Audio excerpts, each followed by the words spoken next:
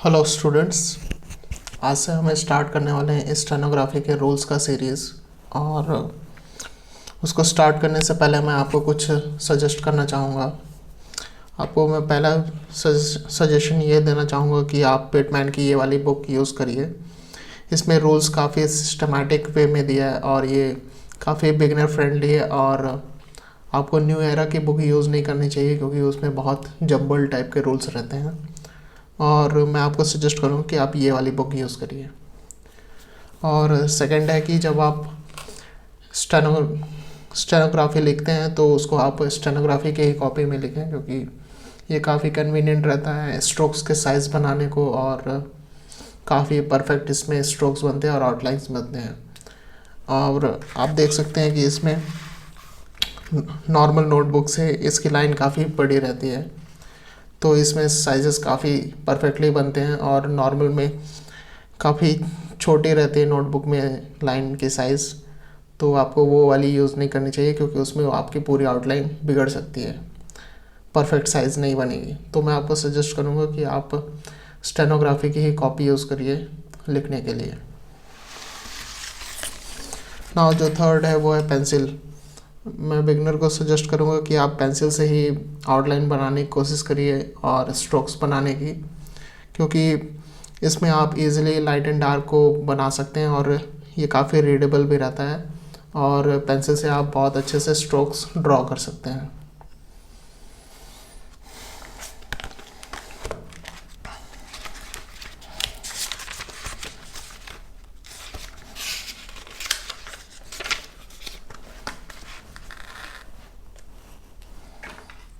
Okay, सो जो हमारा पहला चैप्टर है वो है कॉन्सोनेंट्स।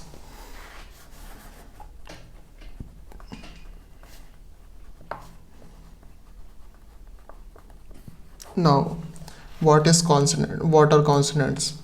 कॉन्सोनेंट एक रिजल्ट है ऑडियो या फिर वॉइस को फॉर्म में, जो कि प्रोड्यूस होता है आपके ब्रीथ के स्टॉप या फिर फ्रिक्शन होने से। कहाँ पर? वो आपके गले या फिर माउथ में।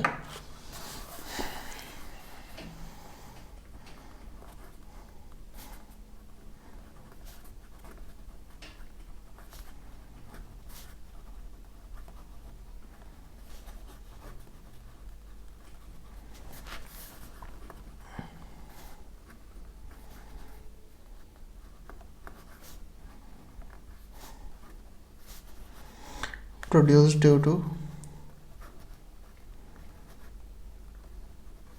friction or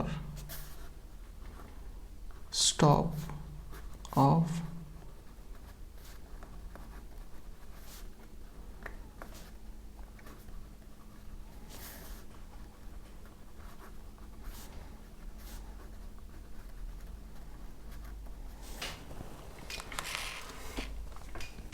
now. यह है कॉन्सोनेंट की डेफिनेशन। इंग्लिश स्टेनोग्राफी में नंबर ऑफ कॉन्सोनेंट्स होते हैं 26 और ये रिप्रेजेंट होते हैं मोस्टली जियोमेट्रिकली।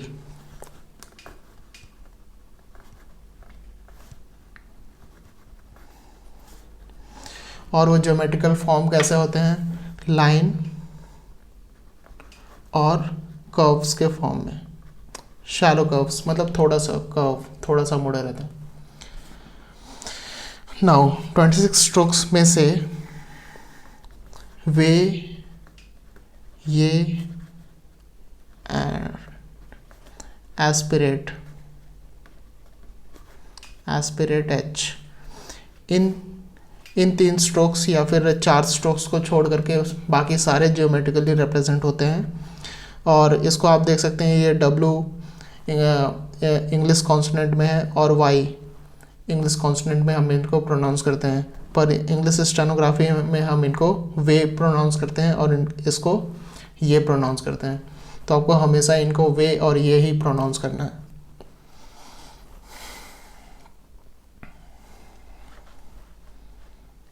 नाउ अब हम देख लेते हैं एक लाइन और कर्व के एग्जाम्पल। नाउ सपोज ये है कॉन्सोनेंट पी, ये इस तरह 135 डिग्री पर बनता है 0 से, और ये हमेशा डाउनवर्ड बनता है।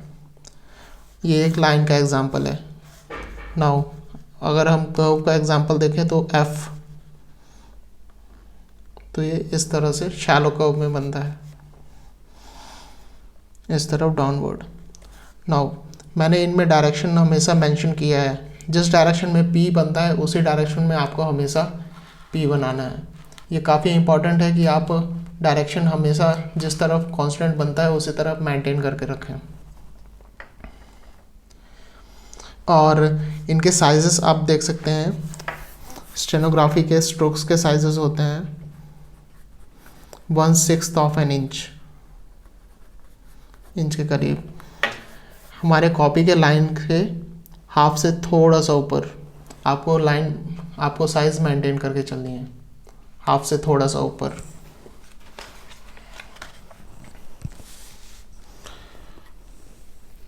ओके, सो जैसा कि आपको पता है स्टेनोग्राफी एक साउंड लैंग्वेज है, तो स्टेनोग्राफी के कॉन्स्टेंट साउंड के अकॉर्डिंग कई सारे ग्रुप्स में डिवाइडेड रहते हैं।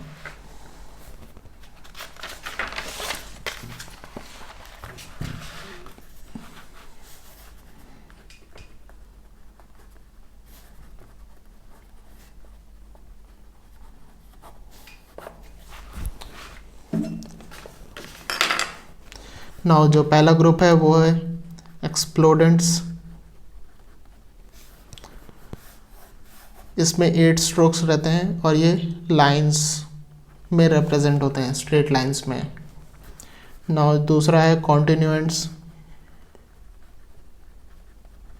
इसमें भी 8 स्ट्रोक रहते हैं और ये कर्व्स में रिप्रेजेंट होते हैं, शैलो कर्व्स में। नाउ जो थर्ड है वो है नेजल्स। इसमें 3 स्ट्रोक रहते हैं, ये भी कर्व्स में रिप्रेजेंट होते हैं। और जो फोर्थ है वो है लिक्विड्स। इसमें भी 3 स्ट्रोक रहते हैं, ये भी कर्व्स में रिप्रेजेंट होते हैं। नाउ जो फिफ्थ है वो है कोलेसेंट्स।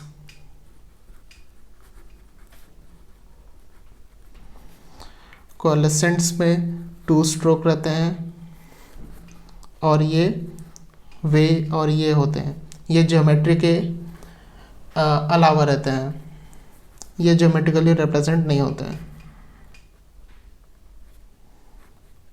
ये ज्योमेट्रिकली नहीं रिप्रेजेंट होता है, इसको आपको ध्यान रखना है। नाउ जो लास्ट ग्रुप है वो एस्पिरेट। इसमें भी 2 स्ट्रोक रहते हैं, ये एच रहते हैं और ये भी ज्योमेट्रिकली नहीं रिप्रेजेंट होता है, और यही एच 2 फॉर्म में होता है। अब हम एक एक करके इन सारे ग्रुप्स को पढ़ेंगे अच्छे से डिटेल में, और आपको सारे ग्रुप कवर हो जाएंगे, सारे कॉन्स्टेंट्स कवर हो जाएंगे।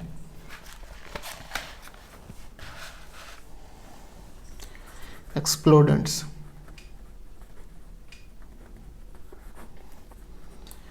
ओके, सो इस ग्रुप में 8 स्ट्रोक्स रहते हैं और ये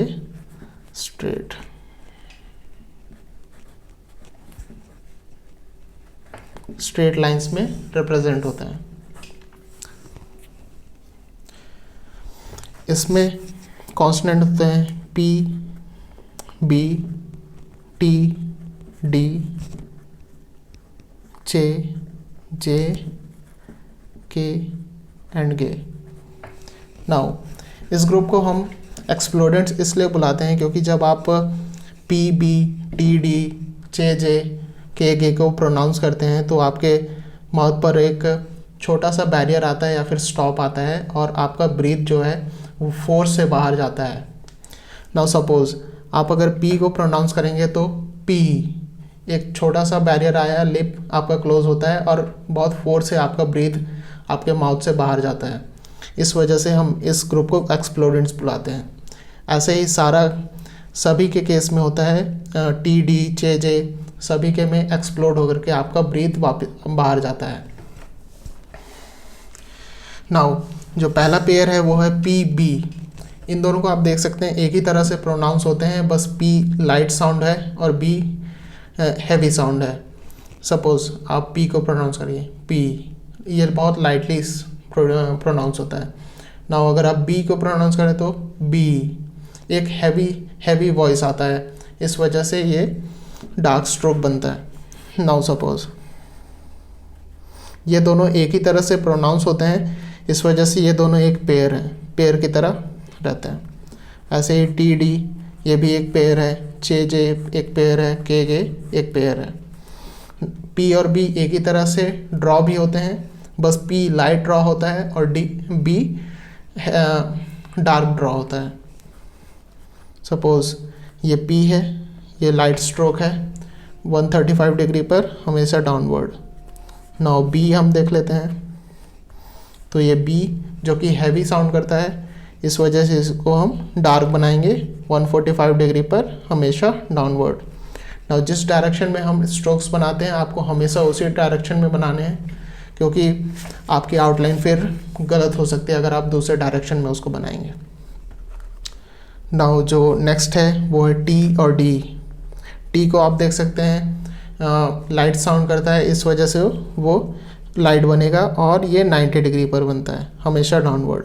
आपको साइज़ का भी ध्यान रखना है, आपके कॉप लाइन के हाफ से थोड़ा सा ऊपर रखना है, 1/6 ऑफ एन इंच के करीब, हमेशा डाउनवर्ड बनता है टी। और डी ये हैवी साउंड करता है, इस वजह से इसको हम डार्क बनाएंगे और डाउनवर्ड की तरफ।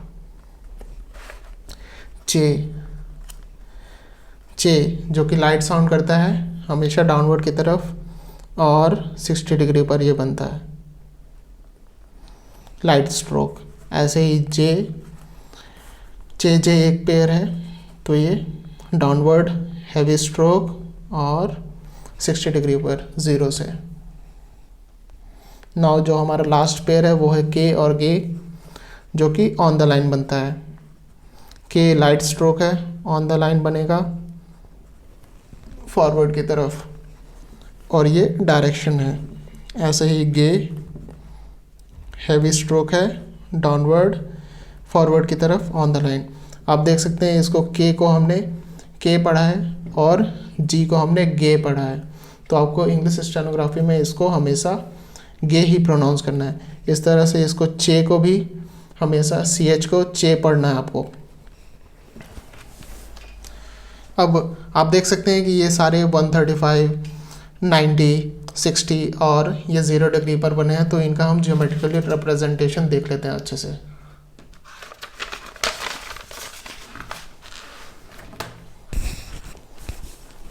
नाउ सपोज हमने एक सर्कल लिया, इसको ऐसे सेंटर से कट किया, इधर से कट किया।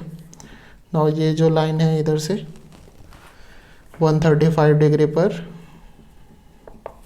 तो ये अगर लाइट हुआ तो P और डार्क हुआ तो B, हमेशा डाउनवर्ड की तरफ बनते हैं ये। नाउ जो नेक्स्ट सर्कल हमने लिया, तो ये जो 90 डिग्री पर है, लाइट हुआ तो T और डार्क हुआ तो D, हमेशा डाउनवर्ड की तरफ। डायरेक्शन आपको हमेशा ध्यान में रखना है, साइज भी और लाइट एंड डार्क का भी। TD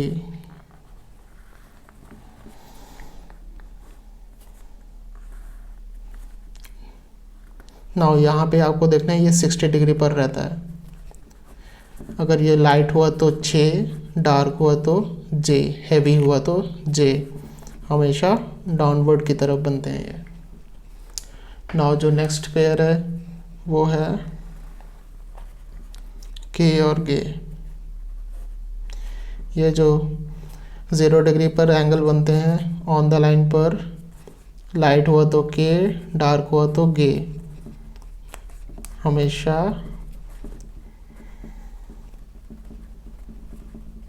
हॉरिजॉन्टल फॉरवर्ड की तरफ, इस तरफ ये बनते हैं।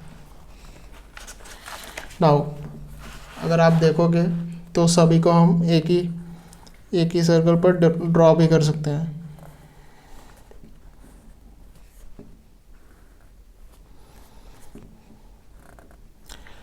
ये 135 डिग्री पर P और बी, 90 डिग्री पर टी और डी, और जे ऑन द लाइन पर के और गे। तो ये था एक्सप्लोरेंट्स का ज्योमेट्रिकल रिप्रेजेंटेशन। अब हम दूसरे ग्रुप देखेंगे, कॉन्टिन्यूएंट्स।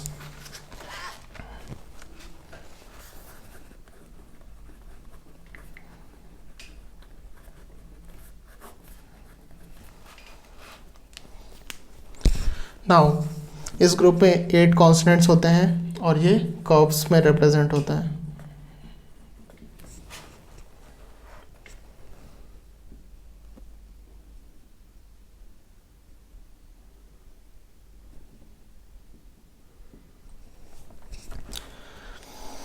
इस ग्रुप में कॉन्स्टेंट्स होते हैं एफ, वी, इथ, दी, एस, जी, इश और जी। नाउ इसमें आप देख सकते हैं एफ और वी पेयर है, इथ और दी पेयर है, एस और जी, और इश और जी। इसमें आप देख सकते हैं ये पेयर क्यों है, क्योंकि ये एक ही तरह से प्रोनाउंस होते हैं। एफ, वी, इथ, दी, एस, जी, इश, जी। एफ लाइट साउंड है, वी हैवी साउंड है, दोनों एक ही तरह से प्रोनाउंस होते हैं, एक ही तरह से ड्रॉ होते हैं। एफ लाइट ड्रॉ होता है, वी हैवी ड्रॉ होता है क्योंकि ये डार्क ड्रॉ होता है क्योंकि ये हैवी साउंड करता है। ऐसे ही इथ एक ही तरह से प्रोनाउंस होता है, और दी, और ये इथ लाइट होता है क्योंकि ये लाइट साउंड करता है, और ये डार्क बनता है क्योंकि ये हैवी साउंड करता है। ऐसे ही एस के साथ, एस लाइट है, जी डार्क है, हैवी है, इश लाइट है, और जी ये हैवी है, तो ये हैवी ड्रॉ होगा। दोनों एक ही तरह से ड्रॉ होंगे, इश लाइट होगा, जी डार्क होगा। चलिए अब हम इनका रिप्रेजेंटेशन देख लेते हैं। लाइट स्ट्रोक और ये डार्क स्ट्रोक। एफ जो कि लाइट साउंडेड है हमेशा डाउनवर्ड की तरफ बनेगा और इस डायरेक्शन में। लाइट वी हैवी है तो हमेशा ऑन द लाइन आपको बनाना है स्ट्रोक, और इस डायरेक्शन में डाउनवर्ड की तरफ, और हैवी बनेगा। आपको साइज़ का ध्यान रखना है, हाफ से थोड़ा सा ऊपर। एफ वी, इथ दी, इथ ऑन द लाइन, और ये थोड़ा सा शैलो कर्व। आप देख सकते हैं ये पूरा सेमी सर्कल नहीं है, इस तरह से आपको थोड़ा सा कर्व बनाना है।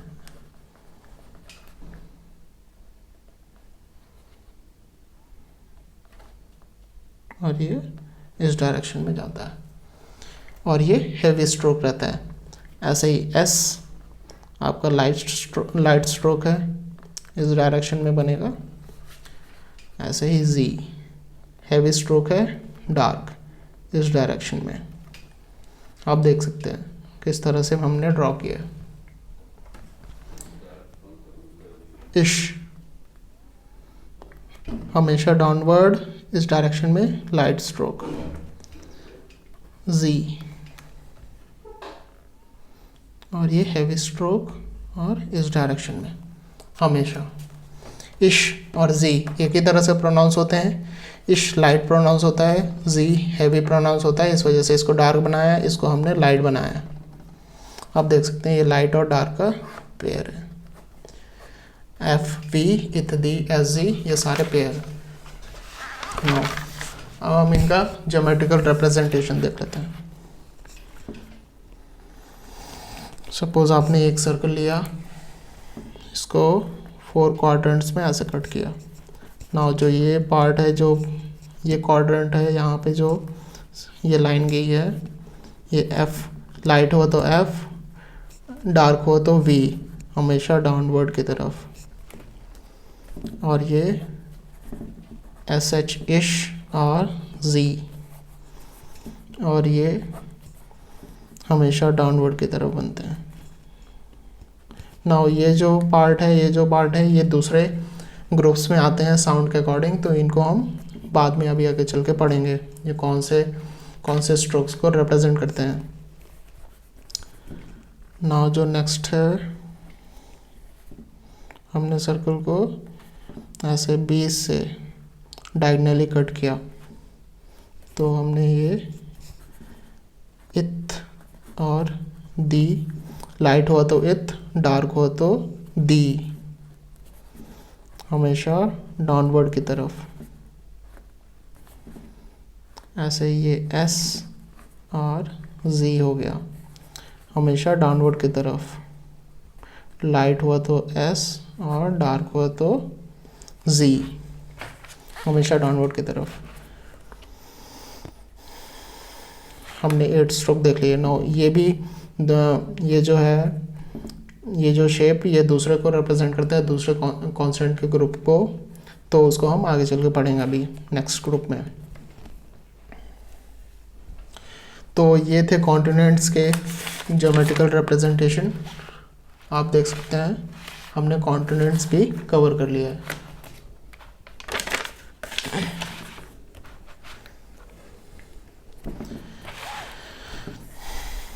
नाउ जो नेक्स्ट ग्रुप है वो है नेजल्स।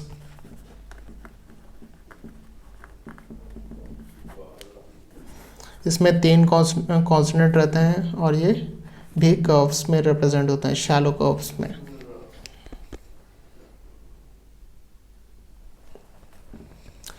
नाउ इस ग्रुप को हम नेजल्स इसलिए बुलाते हैं क्योंकि इस ग्रुप के जब हम कॉन्सोनेंट को प्रोनाउंस करते हैं तो एक छोटा सा मतलब एयर पूरा स्टॉप हो जाता है बीच में माउथ के, और आपका जो ब्रीथ है वो नोज़ से बाहर आता है, तब इसमें नोज़ का भी साउंड होता है। इस वजह से इसको हम नेजल्स बुलाते हैं। इसमें हमारे स्ट्रोक हैं एम, एन और इंग। नाउ एम को हम ड्रॉ करते हैं लाइट स्ट्रोक, हमेशा ऑन द लाइन फॉरवर्ड की तरफ, और ये लाइट रहता है। और ऐसे ही एन और इंग, एन ऑन द लाइन इस तरह से, और ये लाइट स्ट्रोक। इंग on the line dark stroke इस तरह बनता है। नाउ एन और इंग एक पेयर है, बाकी एम का कोई पेयर नहीं रहता, एम सिंगल रहता है, और ये हॉरिजॉन्टली फॉरवर्ड की तरफ बनते हैं।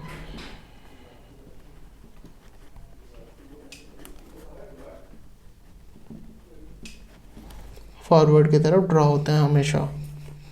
अब इनको ज्योमेट्रिकली हम देख लेते हैं कैसे बनाते हैं।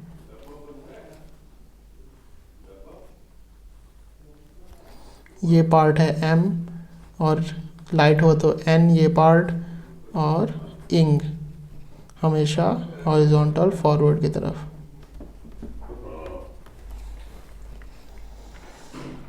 लाइट हो तो एम, और ये लाइट हुआ तो एन, और हैवी हुआ तो डार्क हुआ तो इंग हो जाएगा, हमेशा हॉरिजॉन्टल फॉरवर्ड की तरफ। तो ये थे नेजल्स के ज्योमेट्रिकल रिप्रेजेंटेशन। अब हम नेक्स्ट ग्रुप पढ़ेंगे।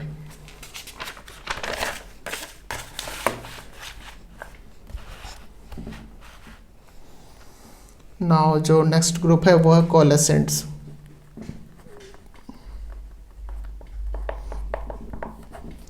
कोलेसेंट्स में नंबर ऑफ कॉन्स्टेंट रहते हैं 2, और ये नॉन ज्योमेट्रिकल रहते हैं। इसमें कॉन्स्टेंट रहते हैं वे और ये। इसको आप देख सकते हैं W और Y हम नहीं प्रोनाउंस करते, हमेशा वे और ये प्रोनाउंस करते हैं। और ये लाइट स्ट्रोक रहते हैं, हमेशा इस डायरेक्शन में बनते हैं, अपवर्ड, और ये अपवर्ड की तरफ। तो और इनको हम हुक स्ट्रोक भी बोलते हैं, हुक स्ट्रोक्स। तो ये थे कोलेसेंट्स। आगे चल के हम डिटेल में पढ़ेंगे ये सब कैसे इनको बनाते हैं, प्रोनाउंस करते हैं नाउ इनको हम कोलेसेंट्स इसलिए बुलाते हैं क्योंकि ये वॉवेल को प्रोसीड करते हैं और उसमें ही कोलीज करके ये हम अपने वर्ड बनाते हैं।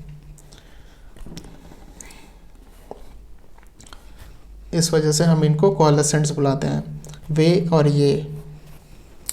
नाउ जो नेक्स्ट है वो है एस्पिरेट।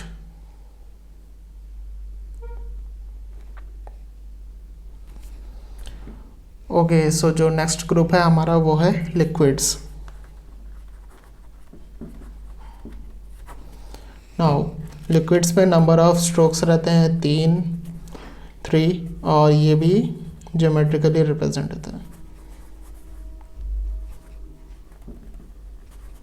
ज्योमेट्रिकली रिप्रेजेंट होते हैं और ये कर्व्स में रिप्रेजेंट होते हैं मोस्टली।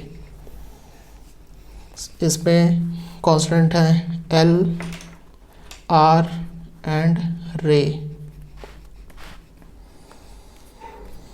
इस ग्रुप को हम लिक्विड्स इसलिए बुलाते हैं क्योंकि ये अपने प्रीसीडिंग कांस्टेंट के साथ मिल करके फिर एक वर्ड फॉर्म करते हैं। सपोज हम एग्जांपल देते हैं प्लाई। इसमें एल पी के साथ लिक्विड की तरह फॉर्म होकर के एकदम कॉलिस मिल जाते हैं, इस वजह से हम इसको लिक्विड्स बुलाते हैं। पी के साथ मिल करके ये प्रोनाउंस होते हैं। ऐसे ही ड्राई, आर इसमें डी आर में इसमें आप देख सकते हैं आर डी के साथ मिल जाता है, तब फिर ये इसको प्रोनाउंस होता है। पर रे एक्सेप्शन है, ये इस तरह से जैसे लिक्विड की तरह बिहेव नहीं करता है, ये अलग ही तरह से बिहेव करता है। ये सपोज हम रे को कब यूज़ करते हैं, रेड, इसके पहले कोई सा कांस्टेंट नहीं है, तो इस वजह से ये लिक्विड की तरह फॉर्म मतलब बिहेव नहीं करता है। अब हम देख लेते हैं इनको हम रिप्रेजेंट कैसे करते हैं। एल हमेशा लाइट स्ट्रोक बनता है अपवर्ड की तरफ और इस डायरेक्शन में। नाउ जो दूसरा है आर, ये हमेशा इस तरह से बनता है डाउनवर्ड की तरफ लाइट स्ट्रोक। और जो लास्ट है वो है रे, इसको हम हमेशा रे ही प्रोनाउंस करते हैं। ये 0 से 30 डिग्री पर रहता है हमेशा अपवर्ड की तरफ।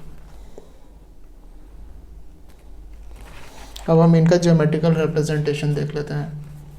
आपको इनके साइज़ और डायरेक्शन हमेशा ध्यान में रखनी है, जिस तरफ ये स्ट्रोक्स बनते हैं उसी तरफ आपको ड्रॉ करनी है। सपोज आपने एक सर्कल लिया, ये स्ट्रोक है। नाउ जो ये जो क्वाड्रेंट है अपवर्ड की तरफ एल रहता है। नाउ दिस पार्ट ये आर रहता है और रे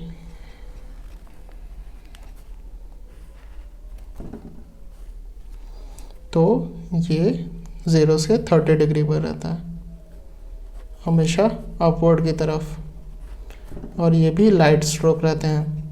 आपको ध्यान में रखना है कि लिक्विड्स की तरह ये बिहेव नहीं करता है। नाउ कभी कभी हम आर और रे एक दूसरे के जगह पर यूज़ किया करते हैं। आगे चल के हम देखेंगे कैसे कब कौन सा सिचुएशन आता है, कब किनको एक दूसरे के जगह पर यूज़ किया जाता है। नाउ जो लास्ट ग्रुप है वो है एस्पिरेट।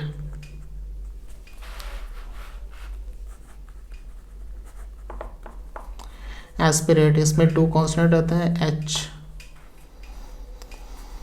नाउ इस ग्रुप में एक ही कांस्टेंट रहता है आइडियली एच, जो कि अपवर्ड भी फॉर्म होता है और डाउनवर्ड भी फॉर्म होता है, और इसको हम प्रोनाउंस भी एक ही तरह से करते हैं एच। नाउ इस ग्रुप को एस्पिरेट हम इसलिए बुलाते हैं क्योंकि एस्पिरेट वो होता है एक ब्रीदिंग अपॉन द वॉवेल, मतलब वॉवेल के ऊपर से ब्रीथ करना। सपोज आपका एग्जांपल है होप। इसमें आपको एच और पी कॉन्सोनेंट मिल रहे हैं और ओ आपका वॉवेल है होप, तो आप ओ के ऊपर से ब्रीथ करते हैं होप। आप देख सकते हैं ओ के ऊपर से आपका ब्रीथ बाहर जाता है, तो आपने ये एच ऐसे ऊपर बनाया और ये पी, तो और ये आपका vowel H O P E, hope. Now जो अगर एक डाउनवर्ड स्ट्रोक का हम एग्जांपल देख लें, हुक एच डबल ओ के, हुक, ये एच डाउनवर्ड और ये के। आप देख सकते हैं यहाँ पे लाइट स्ट्रोक रहेगा। हम आगे चल के वॉवल पढ़ेंगे, कैसे पढ़ते हैं, कैसे बनाते हैं।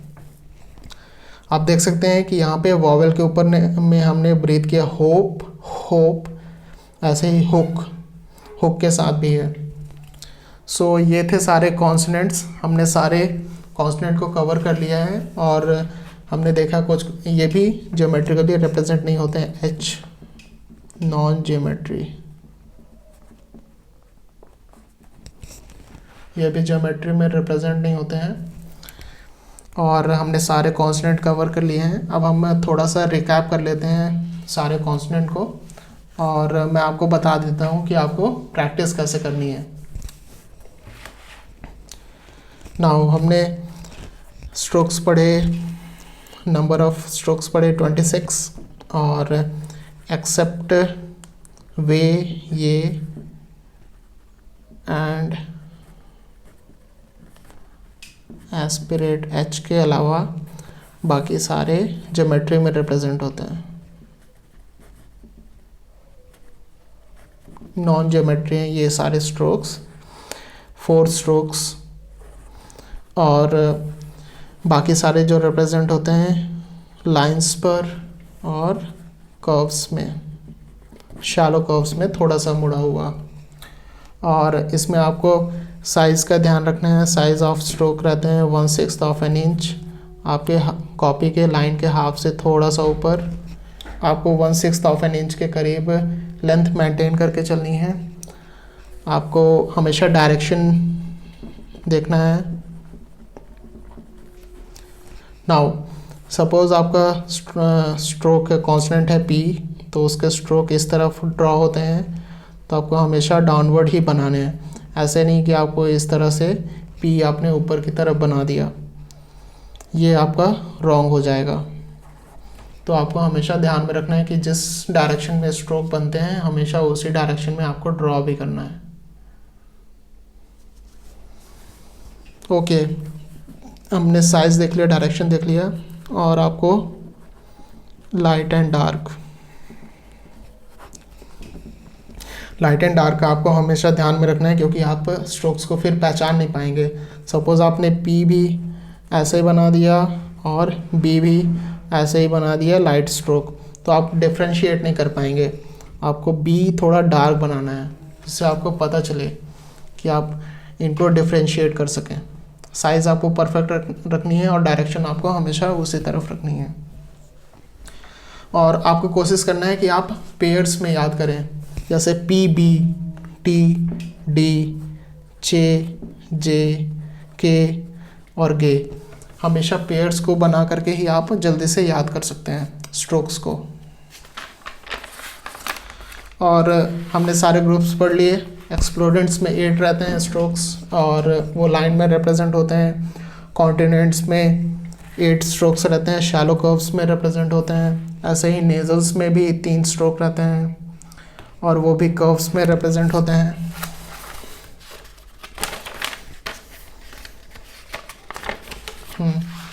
यहाँ पे आप देख सकते हैं। और लिक्विड्स में 3 स्ट्रोक रहते हैं, वो भी कर्व्स में। कोलेसेंट, वे, ये हमेशा नॉन ज्योमेट्री रहते हैं और ये हुक स्ट्रोक रहते हैं।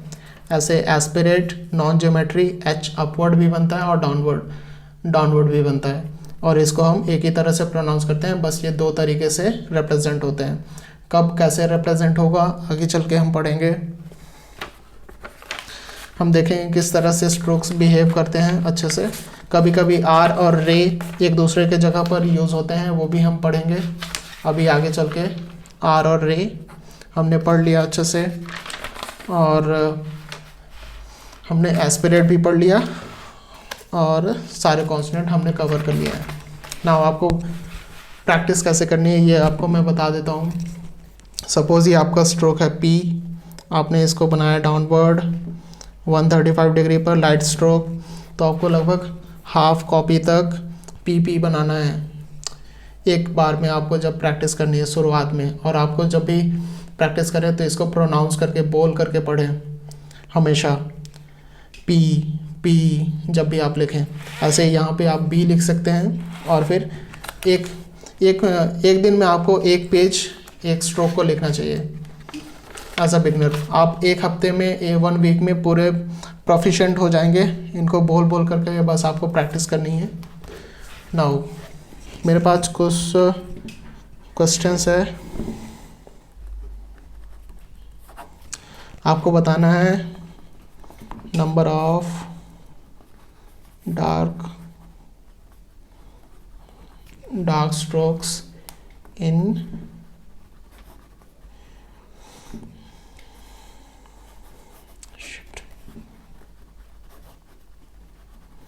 English stenography consonant.